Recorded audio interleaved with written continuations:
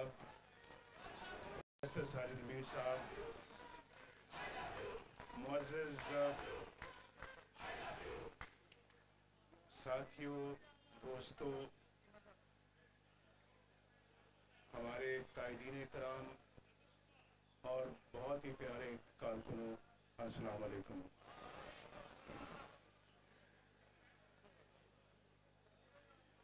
اس گھر سے ماشاءاللہ بڑی خوبصورت یادیں وابستہ ہیں۔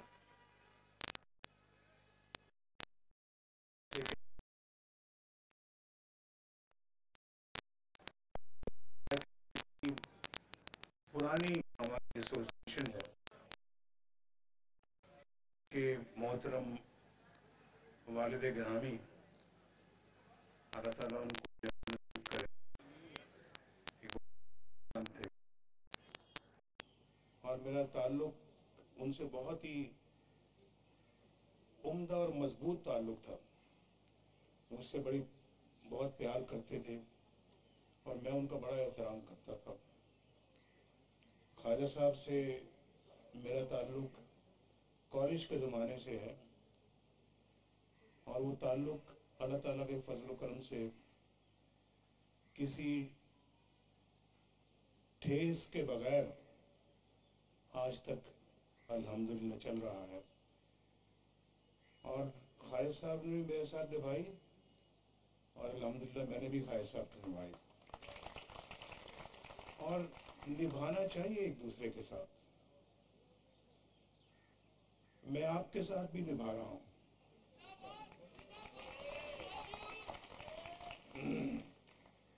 اپنی قوم کے ساتھ بھی نبھا رہا ہوں،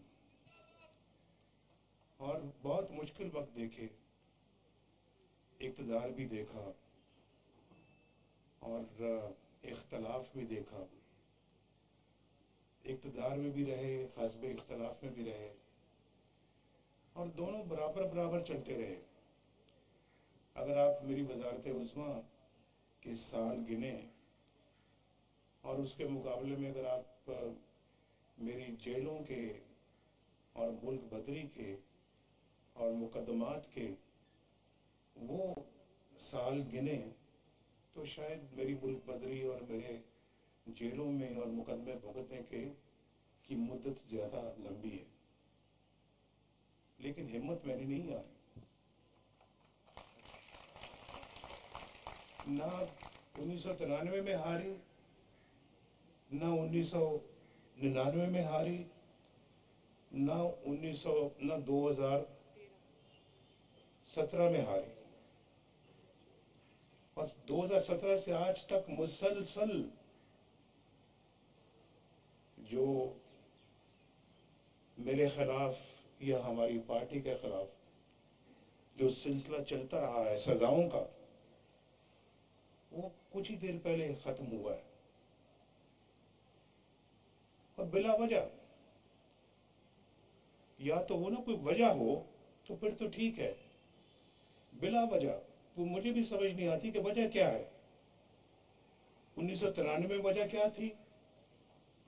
اس لیے کہ ہم اسلام آباد سے لاہور موٹر وے بنا رہے تھے، اس لیے کہ پاکستان اقتصادی ترقی کر رہا تھا، اس لیے کہ لوگوں کو روزگار مل رہا تھا، اس لیے کہ پاکستان میں یلو کیب لوگوں کو مل رہی تھی، اس لیے کہ پاکستان کے اندر غربت ختم ہو رہی تھی، اس لیے کہ ہم اپنا اقتصادی میدان میں اپنے ہمسایوں سے بھی بہت آگے تھے، ہمارا روپیہ مضبوط تھا۔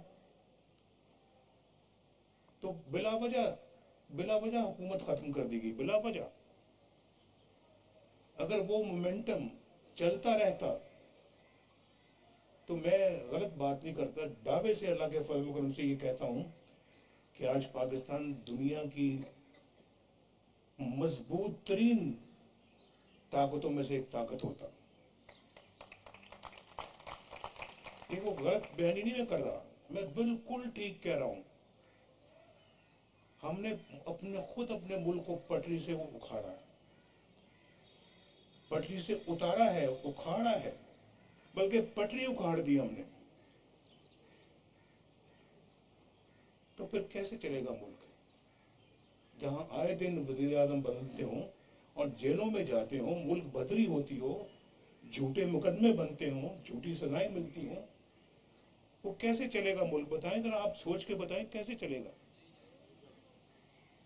भाई? एक घर नहीं चलता, यहां सियालकोट के लोग बैठे, एक फैक्ट्री नहीं चलती भाई, एक इदारा नहीं चलता, तो मुल्क कैसे चलेगा? ये सोचने वाली बातें हैं। मेरा ख्याल है कि जैसे अभी किसी ने कहा कि हमारे पास कोई अब मौका नहीं है, ये चेंबर से, मैं आज चेंबर में गया हूं, चेंबर से ही वहां कहा कि ये अब हमारे पास कोई गलती का कोई अपना अब जो कहते हैं एहतमाल नहीं है। अगर अब भी हमने सबक ना सीखा तो वो अल्लामा इकबाल ने कहा था, तुम्हारी दास्तां तक न रहेगी दास्तानों में। हम तो पहले ही अपनी दास्तां को कहीं पीछे छोड़ आए हैं। इसलिए हमने बनाया था 1947 में ये मुल्क। जरा सोचने वाली बातें हैं सारी। इसलिए कुर्बानियां दी थी हमने कि आज मुल्क का ये हशर देखेंगे हम। क्या क्या ज्यादा दूर ना जाए, 1993 को छोड़े, 1997 को छोड़े, 1999 को छोड़ें, जब पाकिस्तान एटमी कुव्वत बना था, छोड़ दें, चलें, करीब आ जाएं, 2017 में आ जाएं आप। मुल्क कितना खुशहाल था, रुपया आपका मजबूत था। 104 रुपए पे रुपया हमने शुरू किया, 104 रुपए पे खत्म किया हमने। एक पैसे का फर्क नहीं आया डॉलर के मुकाबले में। और पाकिस्तान में महंगाई नाम की कोई चीज नहीं थी। बोलो मैं ठीक कह रहा हूं गलत कह रहा हूं? आटे आटे का रेट आपको पता है, रोटी 4 रुपए में मिलती है, आपको मालूम है। बाकी चीजें मैं बार बार नाम नहीं लेना चाहता, लेकिन हर चीज आपकी पहुंच में थी। और पाकिस्तान सी पैक पे तेजी के साथ सी पैक लग रहा था। लोड शेडिंग का खात्मा कर दिया हमने, दहशतगर्दी का खात्मा कर दिया हमने। और पाकिस्तान जो है वो तरक्की की रफ्तार तेज से तेज होती चली गई। हमारी स्टॉक एक्सचेंज दुनिया की बेहतरीन स्टॉक एक्सचेंज में शामिल हो गई। और यहां बेरोजगारी का रोज बरोज खात्मा होता चला जा रहा था। लोगों को रोटी मिल रही थी, इलाज मुआवजे की सहूलतें थी, गरीबों को कोई रोटी की परेशानी नहीं थी, बच्चे स्कूल जाते थे, उनकी उम्मीदें बढ़ती चली जा रही थी कि आइंदा हमारा मुस्तकबिल और रोशन होगा। यकायक क्या होता है, क्या होता है किसी को? बिल्कुल ऐसे जैसे कुल्हाड़ा चला दिया, अच्छा भला हंसता बसता मुल्क उजाड़ दिया। क्या जरूरत थी हमारे खिलाफ साजिश करने की? और क्या जरूरत थी उस वक्त के जजों को हमारे खिलाफ फैसला देने की कि नवाज शरीफ ने अपने बेटे से तनख्वाह नहीं ली, लिहाजा छुट्टी, जाओ घर। करोड़ों करोड़ों इंसानों के नुमाइंदे को, वजीर आजम को 5 बंदों ने उठा के वो फेंका। ये ऐसा कहां होता है यार? दुनिया में कहां होता है ऐसे? फिर हम पूछते हैं हम क्यों पीछे रह गए हैं? हमारी क्या वजह है कि हम दुनिया के पस्तरीन ममालिक में हम शामिल हैं आज? कोई भी आप ग्राफ उठा के देख लें, किसी लिहाज से, किसी भी लिहाज से, तरक्की के लिहाज से, खुशहाली के लिहाज से, कानून के लिहाज से, और फिर क्राइम रेट के लिहाज से, और भी बहुत सारी बातों के लिहाज से आप देखें, हम फहरिस्त में सबसे नीचे पाकिस्तान का नाम आता है। ये इतना खूबसूरत मुल्क है, था, है, कि हम इसको अपना जन्नत बना सकते थे, जन्नत। इतना इतना यहाँ लोगों के अंदर एक माशाअल्लाह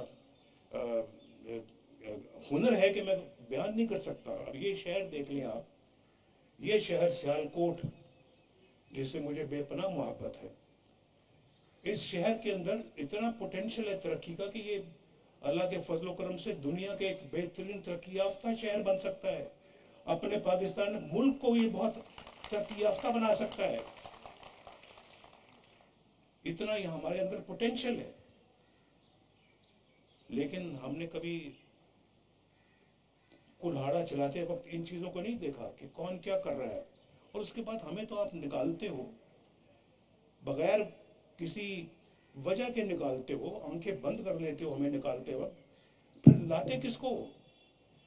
किसको लाए नवाज शरीफ की जगह पर? आरटीएस को क्यों बंद किया? इलेक्शनों में हेरा फेरी क्यों की? हमारे डब्बों से वोट निकाल के किसी और के डब्बे में क्यों डाले? और ऐसे बंदे को ले आते हैं जिसको सवाए गाली के और कुछ करना ही नहीं आता। जब भी बोलता है तो गालियां देता है। अब मैं क्या किसी की बात करूं? मुझे बहुत, यानी कि मैं समझता हूं कि हमारे मुआशरे को, कल्चर को तबाह बर्बाद किया। हमारी कौम तो ऐसी नहीं थी, बड़ी अच्छी कौम थी हमारी। आज उसकी इस्लाह की तरफ हम सारा वक्त ये सोचते रहते कि हम अपनी कौम की इस्लाह कैसे करें हम। और जो मुल्क का हाल हो गया है, मुझ जैसा बंदा 10 दफा सोचता है, 10 दफा सोचता है कि अपने मुल्क को किस तरह से दोबारा डगर पे लेके आए। हम बार बार गलतियां करने के जो है वो नहीं, मैं ठीक है, मैं जरा खामोशी इख्तियार कर। हम बार बार गलतियां करने के मुतहम्मल नहीं हो सकते। लेकिन अब सुन ले मेरी बात, मैं बहुत कुछ है, मेरा दिमाग भी उन बातों से भरा हुआ है, दिल भी भरा हुआ है। दिल जख्मी होने के साथ साथ जो है वो उसमें अफसोस भी इस बात का है कि हम क्या बनने जा रहे थे और क्या आज बन गए हैं। लेकिन मैं आपको ये बता रहा हूं कि जो कुछ नुकसान हो गया है वो बहुत भारी नुकसान हो गया है। लेकिन उस नुकसान को रिपेयर करना, ये भी आपकी और मेरी, हम सब की एक फर्ज और ड्यूटी है। इसको हर कीमत पे हमने पूरा करना है। अपने मुल्क को हम इस तरह के लोगों के हवाले नहीं कर सकते जो हमारे मुआशरे को बिगाड़ दें, हमारी कदरों को बिगाड़ दें, हमारे कल्चर को बर्बाद कर दें। बिल्कुल नहीं। हमारे साथ जो हुआ वो हुआ है, जुल्म हुआ है, हमने बर्दाश्त किया है। लेकिन कभी हमने पाकिस्तान के इंटरेस्ट के खिलाफ कभी कोई काम नहीं किया और ना कभी करेंगे।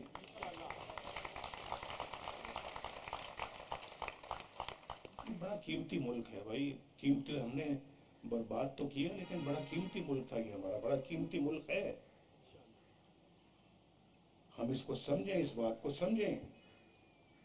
जो पिछले 70 साल में अपने इस मुल्क के साथ जो किया है, अल्लाह ना करे कोई भी अपने किसी भी मुल्क के साथ ऐसा करे। और हम खुद इसके जिम्मेदार हैं, खुद। ऐसे बंदों को लाने के भी हम खुद जिम्मेदार। वो आया नहीं था, वो लाया गया था। लाने वाले भी उतने ही जिम्मेदार हैं जितना वो खुद जिम्मेदार है।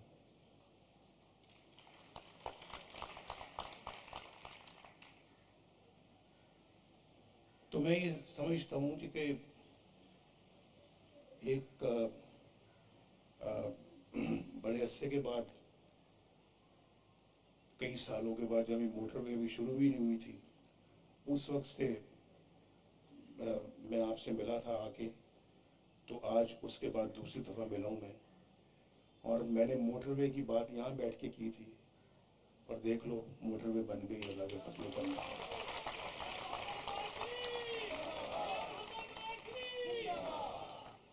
मुझे खुशी है आज मैं पहली दफा इस मोटरवे से लाहौर से सियालकोट आया हूं। लेकिन ये मोटरवे उस स्टैंडर्ड की नहीं है जो स्टैंडर्ड की होनी चाहिए थी।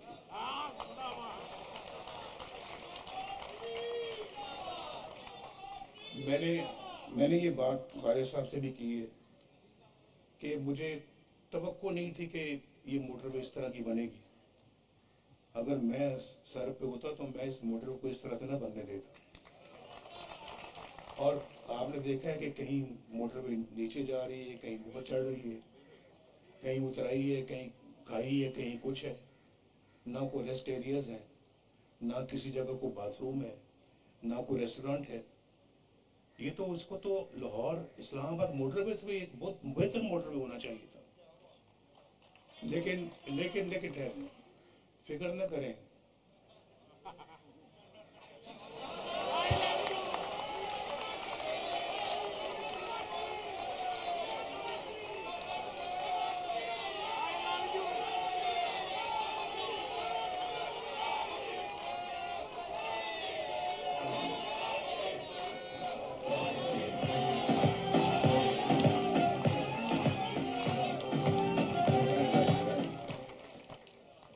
بہت خوشی ہوتی ہے دیکھ کر کہ سیالکوٹ میں ایک بہت اچھا سیالکوٹ میں ایک بہت اچھا ہوائی اڈہ ہے.